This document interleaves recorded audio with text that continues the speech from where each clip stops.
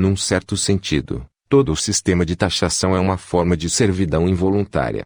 Tomemos, especificamente, o imposto de renda. Os altos níveis do imposto de renda significam que todos nós trabalhamos durante boa parte do ano, muitos meses, de graça para o tio-são antes de recebermos a permissão de usufruir de nossa renda no mercado. Parte da essência da escravidão é, afinal de contas, forçar alguém a trabalhar para outra pessoa em troca de pouco ou nenhum pagamento. Mas a própria existência do imposto de renda significa que suamos e conquistamos nossa renda, apenas para ver o governo retirar dela um grande pedaço, através da coerção, para seus próprios propósitos. O que é isso, se não trabalho forçado em troca de nenhum pagamento? A característica da retenção na fonte do imposto de renda é um exemplo ainda mais claro de servidão involuntária. Pois, como explicou anos atrás Vivienne Kellens, a intrépida industrialista de Connecticut, o empregador é obrigado a gastar tempo, trabalho e dinheiro na tarefa de deduzir e transmitir os impostos de seus empregados aos governos federais, sem, no entanto, ser recompensado por este gasto. Que princípio moral justifica o governo obrigar os empregadores a agir como coletores de impostos não remunerados para ele? O princípio da retenção na fonte é, claro, a peça-chave de todo o sistema federal de imposto de renda. Sem o processo estável e relativamente indolor de dedução do imposto dos salários dos trabalhadores, o governo jamais poderia ter a esperança de aumentar os altos níveis de taxação que incidem sobre os trabalhadores numa única soma global. Poucos se lembram que o sistema de retenção na fonte só foi instituído durante a Segunda Guerra Mundial, e com a intenção de ser um expediente utilizado apenas durante o período da guerra. Como tantas outras características do despotismo estatal, no entanto, a medida emergencial de um período de guerra logo se tornou uma parte sagrada do sistema americano.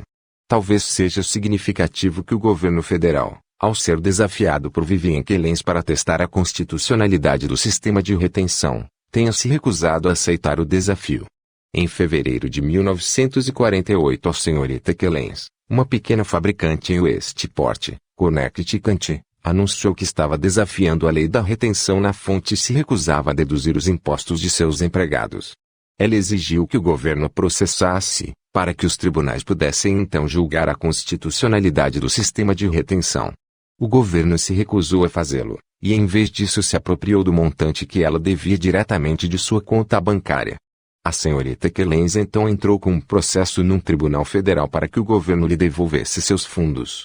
Quando o processo finalmente foi a julgamento, em fevereiro de 1951, o júri ordenou que o governo lhe restituísse o dinheiro.